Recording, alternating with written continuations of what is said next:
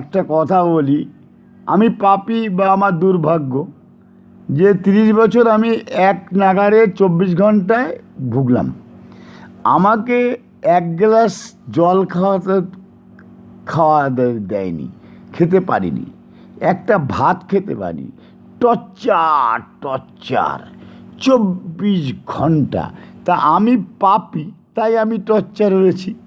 ওরা যারা টর্চার করেছে 2 নম্বরই ভগবান কিংবা মানুষ, কম্পিউটার ম্যান, কারা করেছে আমি জানি না, তারা ভালো। তাই তাদের কাছে তোর কাছে একটা বিনীত আমার অনুরোধ বাবা, ওই সব লোকেদের বা ভগবানদের আমি জানি কোনোদিন ছায়া বা দৃষ্টি নিক্ষেপ না করি। যদি দৃষ্টি নিক্ষেপ তাদের প্রতি পড়েও যায়, তাহলে যেন আমার চোখটা অন্ধ হয়ে যায় সারা জীবনের মতন। আমি জানি তাদেরকে আর চোখে কোনো দিন দেখতে না পারি। আমার এই একটা তোর কাছে বিনীত অনুরোধ, ওদের আমি ছায়া দেখতে দর্শন করতে চাই না কোনো।